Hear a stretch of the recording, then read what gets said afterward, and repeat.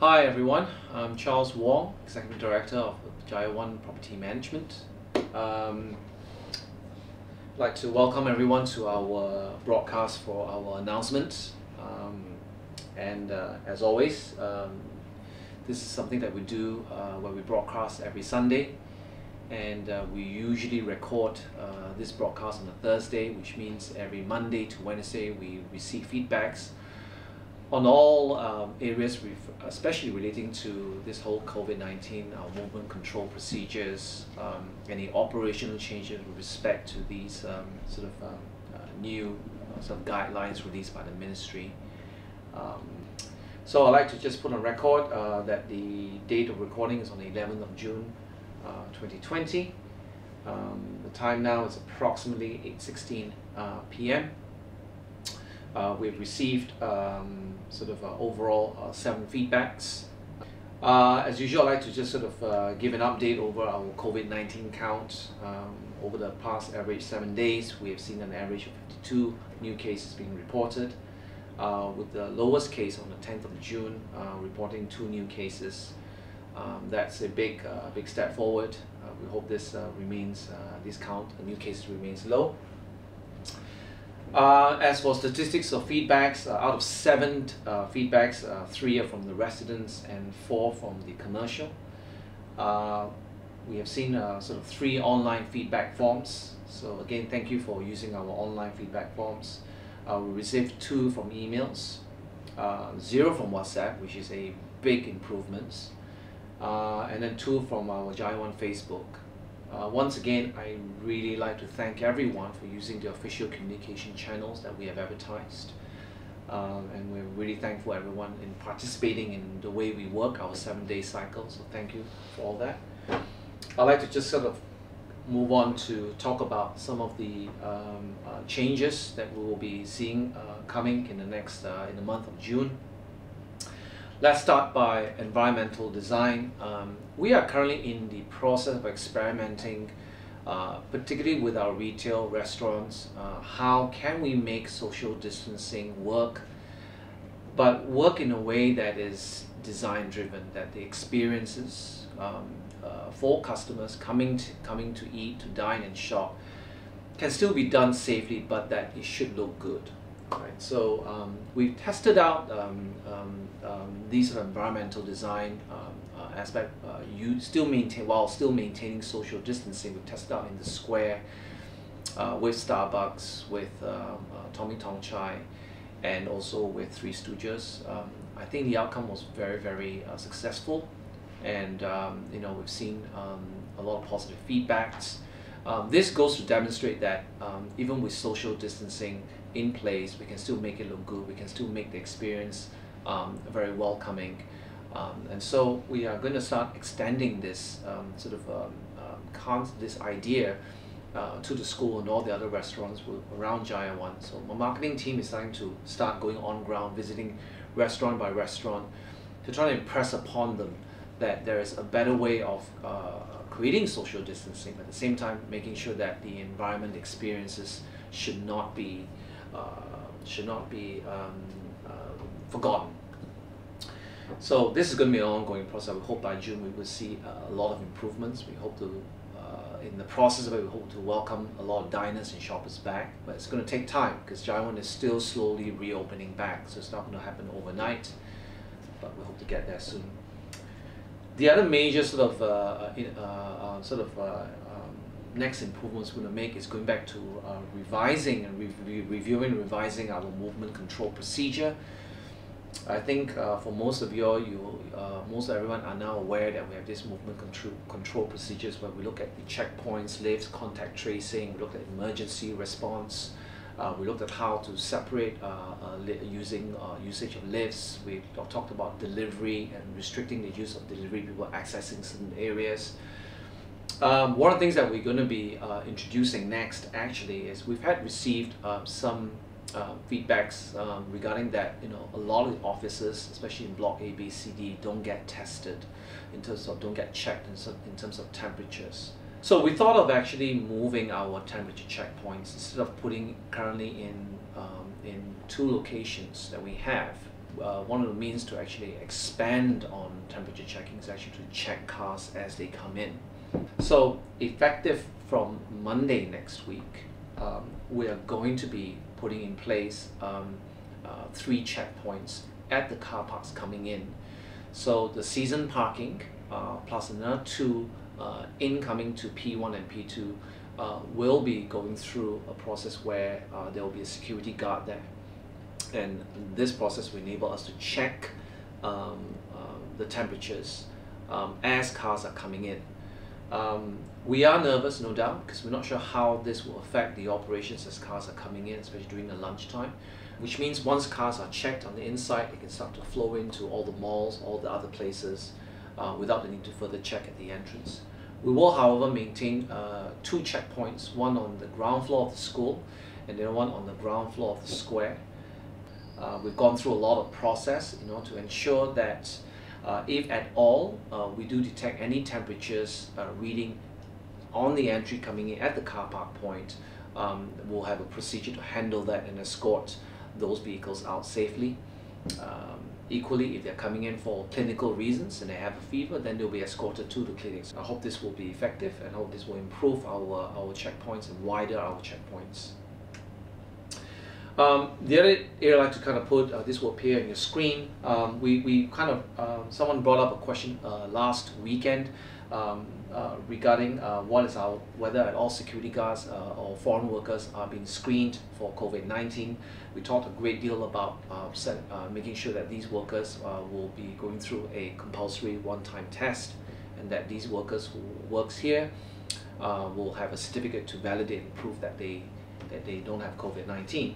Let's kind of talk about, so that what I emphasized on my last broadcast was to ensure that that the testing is one thing, but what is essential is making sure that we have a longer term mitigation strategy, which actually falls back down to advocating to the workers, raising awareness regarding social distancing and the need to wear PPE while at work.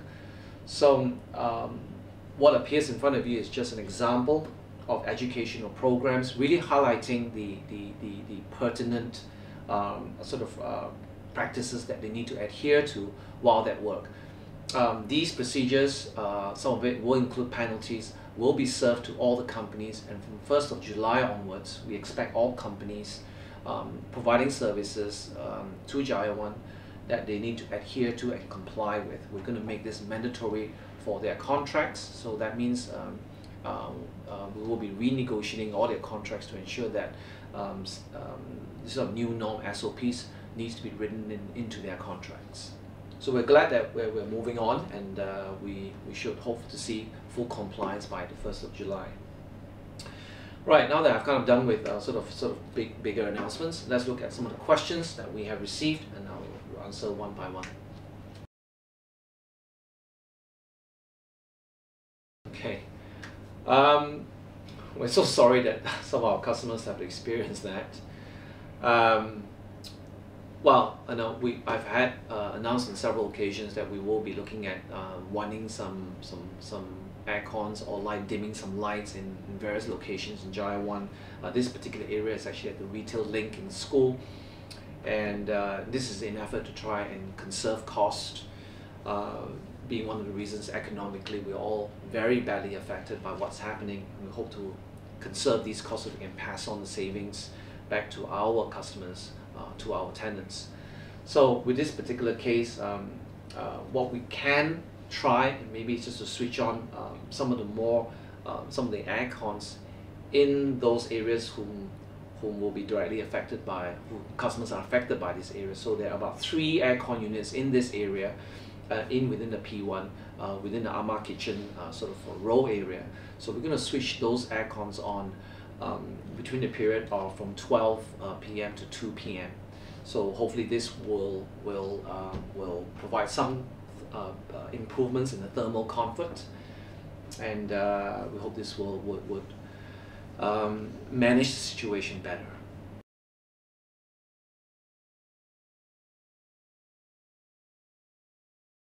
Well, obviously security is it's a very high priority area, and I was very young at the time when this Kenny Ong's case happened. So this is not something that we definitely want any of this to happen in Jaya One. But as I've said, these are also very unprecedented times. These are times when we're all looking at economically, we are very affected by what's happening. And where we are now really is kind of going through a process where we need to kind of prioritize what we can save and what we can't. I would love to switch everything back on, but the reality is that we are unable to do so because we simply can't afford it. That is actually the reality. So right now, we are also in a position where, in order to improve the temperature checking points, we have to add an additional 3 guards in the basement location. So notwithstanding, we already have 2 guards, 3 guards on patrol. So the cost of each guard is going to be quite overwhelming. So we figured that we're going to have to look at the safety from a COVID-19 point of view first. So we took that as a priority over lights. At the same time, we figured by placing these guards at the checkpoints coming in and conducting these temperature checks would actually increase the security aspect of it, because people are more likely to be seen. And so we hope that this would add on that security presence. Okay. As for the lights, this is something that we had to prioritize 1 seat back. And so what we think is we need to run this program, this operational program, up until the end of July, because in August we're going to see whether the efforts that we have put in, is it effective? Have we brought those costs down? Have we brought things to a sustainable level? And it's only through going through this process we'll know what works and what doesn't work. I wish I can switch those lights on at this point, but we have to go through that process. We will do whatever we can to make sure that those guards are on patrol. Adding on those 3 guards at the entry checkpoints is going to elevate that sort of safety levels. It's going to feel a lot more safer. We just need to get through this. Let us get until end of July. Let us see, based on the feedback that we get back, and let us see what those cost numbers will look like. And then we're hoping that we're able to put this across back into an EGM for all the owners together and decide what are some things we can cut or remain cut, and what are the areas that we need to reinstate back. We're still at the experimentation phase right now, so we're also kind of doing what we can to try and make the best of what we have. So just please bear with us for the time being.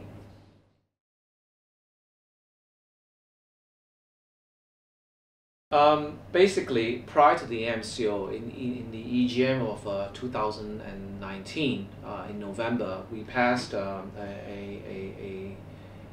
motion to actually repair and upgrade the doors, these doors. Subsequent to the EGM, the contract was awarded. I think we awarded about 100,000 around there to actually repair all the fire doors across the basement from P1 to P3. Part of that process also is to put in place what you don't see yet is actually magnetic locks with a pin code access that will allow, that will increase the security feature for block A, B, C, and D. So what you see now is actually work in progress. The doors has been repaired and they have been repainted. The next phase will be actually to add in this pin code access. And then followed by the magnetic lock system, and then eventually we're also going to be upgrading the lobbies, the lift lobbies for block A, B, C, D at P3, P2, and P1.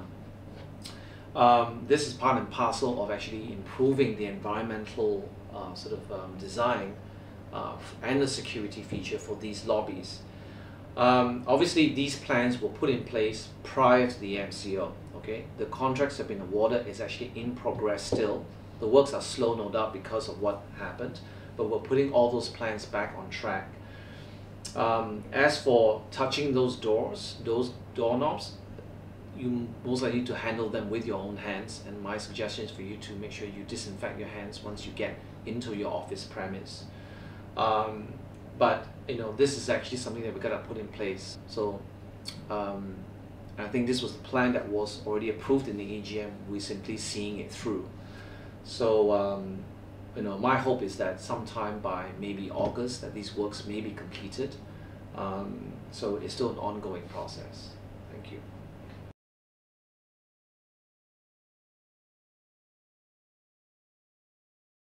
We, just 2 hours ago, we had a very long debate with my team. I've spoken to some of my Malay staffs over what their thoughts are.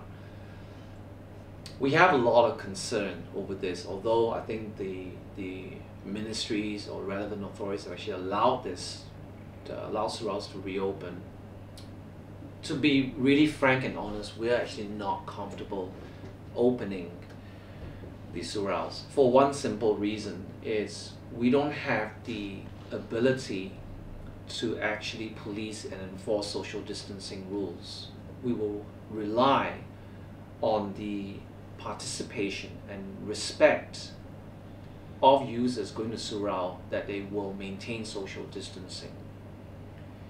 And we are concerned that, of us being responsible over something that we have no absolute control over.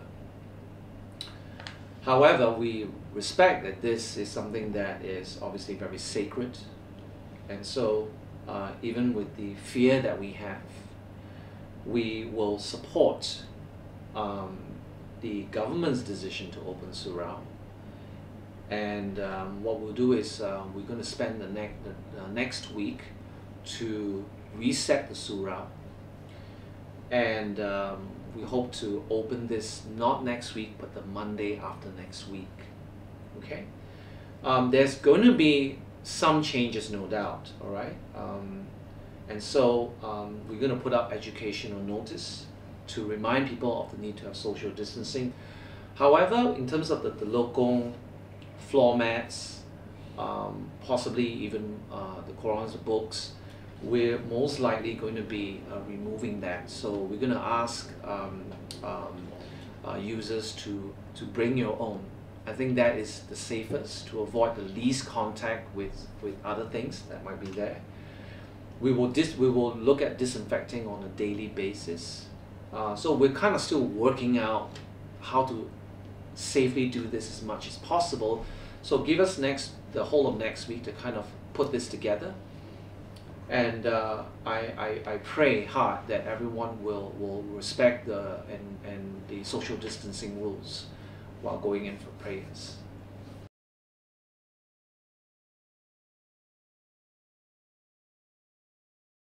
First things first, for the first part of the question, what does RMCO means for Jaya One? Honestly, we're not quite sure either. As soon as this was announced, every day we're seeing new SOPs, new guidelines, new clarifications coming out. My own team has been calling various ministries, various departments, from state level to local council, city hall level. So we can't really comment on what does it mean for Jaya One. All I can say is that we'll do our best to comply. It's not always easy, and so we ask for everyone's patience whilst we kind of retune our operations to comply to some of these new rulings. It might cause additional inconvenience. So I just want to put out there, it's not something that we choose if you're inconvenienced by what we do, but it's just that we are also kind of, getting by with what is being put on us. Regards to the children's house, their normal hours, usually I think before used to start at 8 AM. We're not quite in a position to actually switch on our aircon from 8 AM and so what is for sure is that our aircons right now will run from 10 AM in the morning to 8 PM, and that's the kind of position that we're able to put at this point in time. As for the lift arrangements and deliveries, I think they will remain unchanged as part of our movement control procedures. That means restricting and separating deliveries from passenger customer use. We're going to maintain those for the time being. For this particular resident, first of all, let us apologize that you have to go through this, and with a 5-month-old baby. So we have discussed this early on in our meeting. By the time you see this broadcast, someone would have been in touch with you regards to our proposal.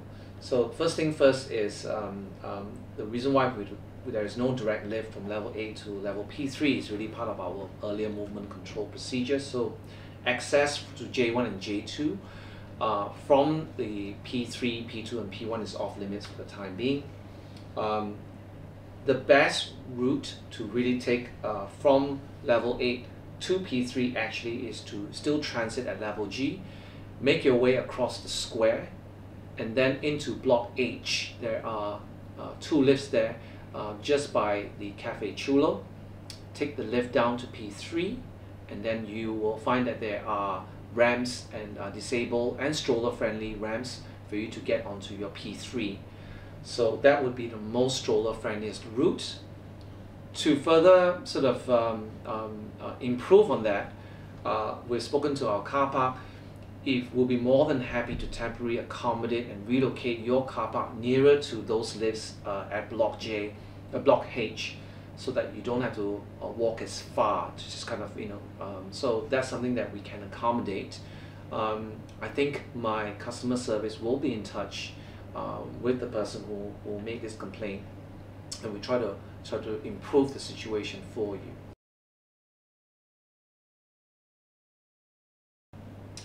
Right, I'm aware that the COVID-19 count is down, in terms of new cases are down, and as a country we're definitely managing, we're definitely doing a lot better than a lot of other countries.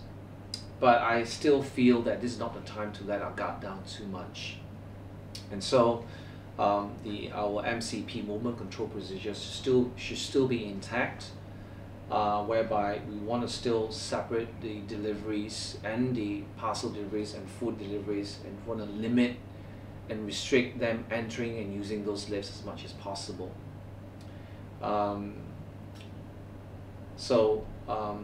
With regret, we'd like to continue to maintain this procedure. We are also aware that some residents have insisted to that deliveries of food should be delivered up to level 8. I know that some Grab bikers are forced to go up to the level 8. I can only appeal to everyone in the residents to respect the procedures that we have in place, because they are really there to mitigate the risk. They're really there to ensure safety for all. And that though it is an inconvenience, but I think we should put that safety first. And our security at this point in time will do its level best to try to make sure that the abuse is as little as possible, but it won't be 100%. In order to achieve better results, we will need the cooperation of everyone. So